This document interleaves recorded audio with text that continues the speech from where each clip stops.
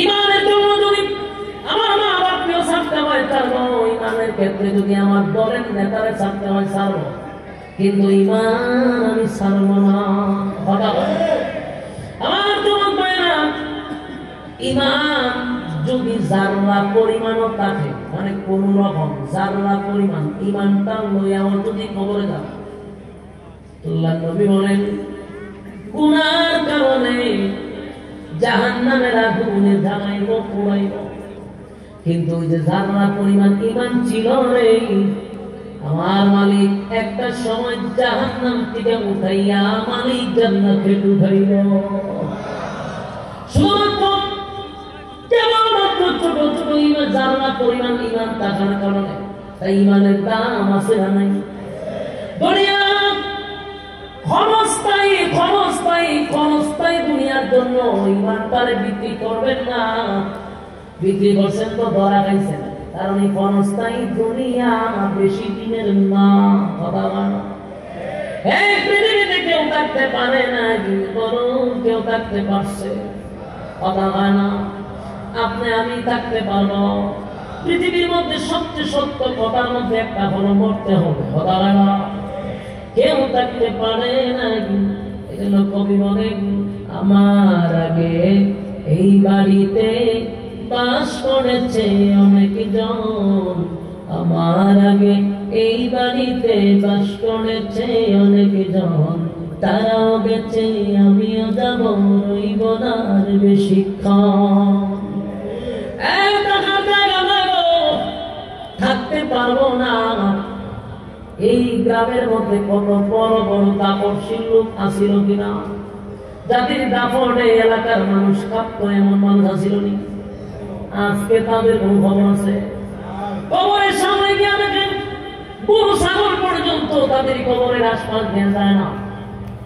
এলাকার মানুষ তাদের কবরের সামনে গিয়ে দাঁড়ায় না, কিন্তু একদিন তাদের বাহাদুরির কারণে এলাকার মানুষ কাঁপত। কথা হয় না? এই জন্য কবি বলেন আমি একটা মানুষ ছিলাম, আমার একটা নাম ছিল, সবার মতো আমার দেহে রক্ত পানি ঘাম ছিল। আমি একটা মানুষ ছিলাম, আমার একটা নাম ছিল, সবার মতো আমার দেহে রক্ত পানি ঘাম ছিল। মৃত্যু ছিল তাই সমাজে আমার অনেক দাম ছিল, মৃত্যু ছিল তাই সমাজে আমার অনেক দাম ছিল। আমি একটা মানুষ ছিলাম, আমার একটা নাম ছিল, সবার মতো আমার দেহে রক্ত পানি ঘাম ছিল। এটা যদি না বুঝেন কথা, তাহলে আপনি গজলের অর্থ বুঝতে পারেন।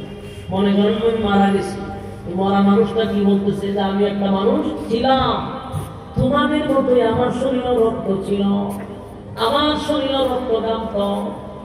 এটাই বুঝাইতেছে আমি একটা মানুষ ছিলাম, আমার একটা নাম ছিল, সবার মতো আমার দেহে রক্ত পানি ঘাম ছিল।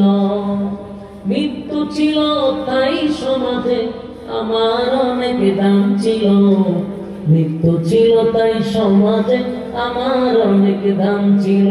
আমি একটা মানুষ ছিলাম, আমার একটা নাম ছিল। ঠিক গায়ের জোরে ধনের জোরে কথা বলেছি, অহংকার বাহাদুরির সাথে চলেছি। গায়ের জোরে ধনের জোরে কথা বলেছি, অহংকার বাহাদুরির সাথে চলেছি। নাম ধরে কেউ বলছে না, আজ বলছে মরা লাশ। নাম ধরে কেউ বলছে না, আজ বলছে মরা লাশ। দাফন হবে জলদি কবর, নইলে সর্বনাশ। দাফন হবে জলদি কবর, নইলে সর্বনাশ। ঠিক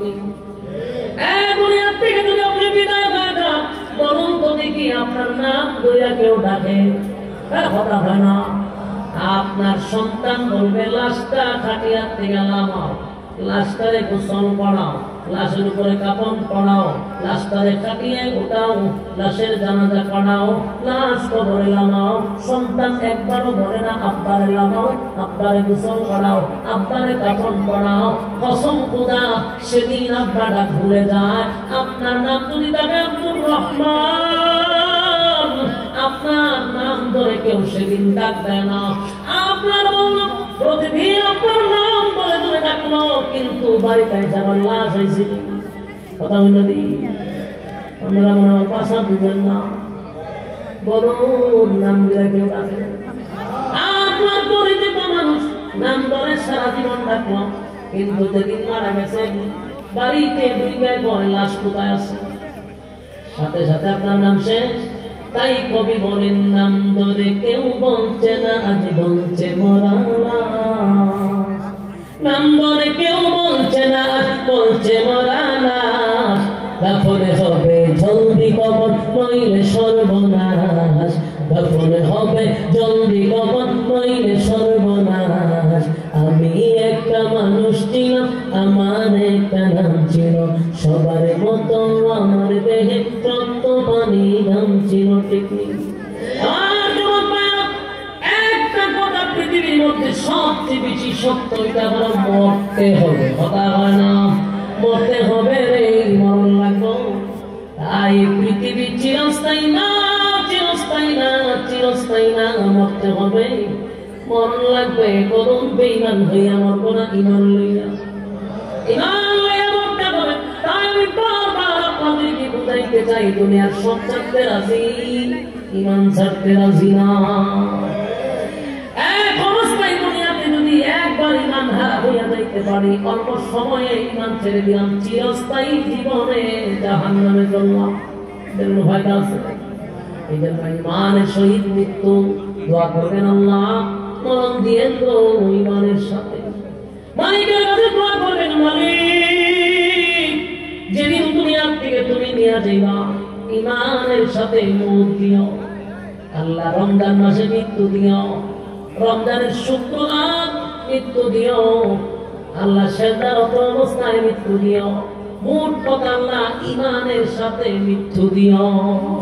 কথা হয় ঈমানের পরীক্ষা হবে, অসংখ্যতার ঈমানের পরীক্ষা ছাড়া জান্নাতে যেতে পারবেন না। সাহাবায়ে কেরামদের মতো ঈমান থাকতে হবে। আমিনু কামা আমানান নাস, ঈমান আনো ওই মানুষদের মতো। ওই মানুষ বলতে সাহাবায়ে কেরাম। আমার যুবক রোম বাদশাহ, একজন রোম বাদশাহ তৎকালীন সময় এটা ভারত মহাদেশের মতো বড় ছিল। রোমের নাম শুনছেন না? রোম রাজ্যের বাদশাহ, তা তখনকার যুগের সুপার পাওয়ার। এই বাদশাহ একবার চিন্তা করুন, মুসলমানরা